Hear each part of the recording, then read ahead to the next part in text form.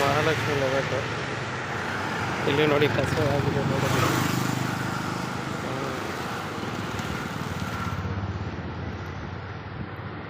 ಕಸದ ನಿರ್ವಹಣೆ ವಿಲೇವಾರಿ ಯಾವ ರೀತಿ ನಡೀತಾ ಇದೆ ಅಂತ ನೋಡಿ.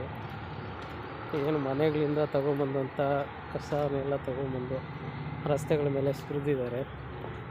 ಇನ್ನು ನಾಯಿಗಳು ಅದನ್ನು ಕಿಡಿವಿ ರಸ್ತೆಗೆ ಬಿಸಾಡ್ತಾ ಇದೆ.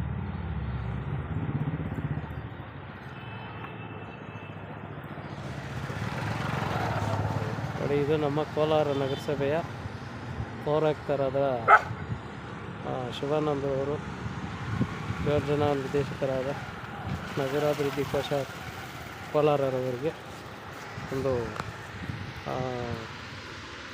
ಪತ್ರವನ್ನು ಬರೆದಿರ್ತಾರೆ, ಹಿಂಬರಹವನ್ನು ಕೊಟ್ಟಿರ್ತಾರೆ ಏನು ಕಸದ ನಿರ್ವಹಣೆ ಬಗ್ಗೆ.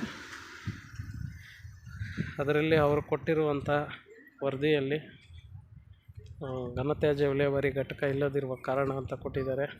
ಅದರಲ್ಲೂ 20 ವಾರ್ಡ್ಗಳಲ್ಲಿ ಹಸಿ ಕಸ ಒಣ ಕಸ ವಿಂಗಡಣೆ ಆಗ್ತಾಯಿದೆ ಅಂತ ಕೊಟ್ಟಿದ್ದಾರೆ. ಇನ್ನು ಈ ರೀತಿ ಕಸ ಇದೆ ಅಂತಲ್ವ, ಈ ಕಸ ಎಲ್ಲಿ ವಿಲೇವಾರಿ ಆಗ್ತಾಯಿದೆ ಅನ್ನೋದು ಗೊತ್ತಾಗಬೇಕಾಗಿದೆ.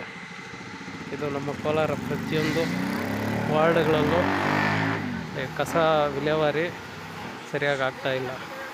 ಸುಮ್ಮನೆ ಸುಳ್ಳು ವರದಿಗಳನ್ನು ಕೊಟ್ಟಿದ್ದಾರೆ ಯೋಜನಾ ನಿರ್ದೇಶಕರಿಗೆ.